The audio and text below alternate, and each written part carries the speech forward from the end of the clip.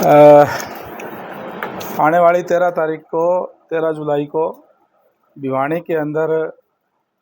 महाराजा दक्ष प्रजापति जी की जयंती सरकारी सतह पे मनाई जा रही है। आज इस जयंती के लिए निमंत्रण देने के लिए समाज के लोगों में यहाँ कुरुक्षेत्र कुमार धर्मशाला में पहुँचा हूँ। जब से भारतीय जनता पार्टी की सरकार बनी है तभी से सभी महापुरुषों का, संत महात्माओं का जन्मदिन, चाहे वो किसी भी जाति के हों, सरकारी सतह पे मनाया जा रहा है। हाल ही में हमने कबीर जयंती सिरसा में मनाई, महर्षि कश्यप जयंती हिंदरी के अंदर मनाई, भगत धन्ना जी की जयंती उचाना के अंदर मनाई, भगवान परशुराम जी की जयंती सिरसा के अंदर मनाई, महर्षि वाल्मीकि की जयंती, रविदास जयंती, ये सभी जयंतियाँ सरकारी स्तर पे मनाई जा रही है। इसकी शुरुआत भारतीय जनता पार्टी की सरकार बनने के बाद माननीय मनोहर लाल जी ने की और उसको अभी लगातार नायब जी के नेतृत्व के अंदर ये चल रहा है। और पहली बार सरकारी स्तर के ऊपर जयंती हमने पिछली बार हिसार के अंदर मनाई थी, जिसमें पूरे प्रदेश भर से अनेक समाज के लोग बड़ी संख्या के अंदर शामिल होकर के हिसार की जयंती में एक अच्छा सम्मेलन, बड़ा सम्मेलन करने का काम किया था। और इस बार मुझे कई जिलों के अंदर जाने का मौका मिला है। बहुत उत्साह समाज के लोगों में है और मैं समझता हूँ कि 13 जुलाई को बहुत बड़ी संख्या में पूरे हरियाणा प्रदेश से समाज के लोग वहाँ जाकर के एक बहुत बड़ा सम्मेलन वहाँ करेंगे, जिसमें मुख्य अतिथि हमारे यशस्वी मुख्यमंत्री आदरणीय नायब सैनी जी होंगे। अनेक मंत्रीगण उस प्रोग्राम में आएंगे और भी बड़े बड़े नेतागण, विधायकगण वहाँ पहुँचेंगे। पहुँच करके महाराजा दक्ष प्रजापति जी के चरणों के अंदर अपनी हाजिरी लगाने का काम करेंगे। समाज के अंदर इसलिए भी बहुत उत्साह है कि यहाँ जो जयंतियाँ जो मनाई जा रही है वो उससे समाज अपने आप को समाज गौरवान्वित महसूस करता है कि सरकारी स्तर पे जयंतियाँ मनाई जाती है। और इसलिए बड़ी संख्या में जाकर के जहाँ महाराजा दक्ष प्रजापति जी को श्रद्धा सुमन अर्पित करने का काम करेंगे, वहीं माननीय मुख्यमंत्री महोदय का भी इस बात के लिए धन्यवाद करेंगे कि उन्होंने इस तरीके का फैसला लिया जिससे समाज के लोग अपने आप को गौरवान्वित महसूस करते हैं। भारतीय जनता पार्टी बनने के बाद में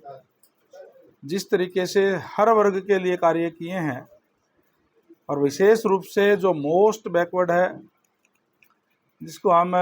मूल पिछड़ा वर्ग कहते हैं, उनके लिए तो सबसे बड़ी सम्मान की बात यह है कि पहले की सरकारों के अंदर जिस तरीके से नौकरियां पॉलिटिकल सिफारिश से या पैसे से मिलती थी, और जो मोस्ट बैकवर्ड समाज है जिसमें प्रजापति समाज भी आता है, जिसमें प्रजापति, खाती, लुहार, तेली, धोबी, मणियार, जितने भी ये समाज है जो हाथ से काम करने वाले लोग हैं, ये आते हैं। इनके पास ना तो इतना पैसा होता और ना पॉलिटिकल सिफारिश होती, जिससे इनके बच्चे योग्य होते हुए भी वंचित रह जाते थे। और आज मुझे खुशी है इस बात की कि जब से भारतीय जनता पार्टी की सरकार बनी है तब से लगातार जितनी भी भर्तियां हुई है वो पूरी की पूरी हुई है, कोई भी बैकलॉग नहीं रहा। अदरवाइज तो पहले बैकलॉग छोड़ दिया जाता था कि योग्य उम्मीदवार ना मिलने के कारण ये पद रिक्त छोड़े जाते हैं, इस तरीके के हालात थे। इसी तरीके से हमारी सरकार ने जो वायदा किया था कि हम डिप्राइव्ड शेड्यूल कास्ट है उसको अलग से आरक्षण देने का काम करेंगे, क्योंकि बाबा साहेब डॉक्टर भीमराव अम्बेडकर जी ने जो आरक्षण की व्यवस्था करने का काम किया वो इसीलिए किया कि वंचित वर्ग को भी आगे आने का मौका मिल सके, उनको उसका लाभ मिल सके। मैं धन्यवाद और बधाई देना चाहूँगा हमारे माननीय मुख्यमंत्री महोदय को। सरकार बनते ही पहली कैबिनेट की मीटिंग के अंदर इस बात का फैसला किया कि डिप्राइव्ड शेड्यूल कास्ट को 10% से अलग से आरक्षण हरियाणा प्रदेश के अंदर मिलेगा, जिसका लाभ आज उस वंचित वर्ग को मिल रहा है जो कभी आगे नहीं आ सका था। इसी तरीके से चाहे पंचायतों के अंदर आरक्षण देने की बात हो, आज हर ब्लॉक के अंदर सरपंच बनते हैं, हर ब्लॉक के अंदर ब्लॉक समिति के मेंबर बनते हैं, हर जिले के अंदर जिला पार्षद BCA BCB के अलग से बनते हैं, उनको अलग से आरक्षण की व्यवस्था दी गई है। इस तरीके के अनेक कार्य हुए जिससे आज जो गरीब जो लोग हैं उनको भी इस बात का लाभ मिल रहा है। मैं इसके लिए भी माननीय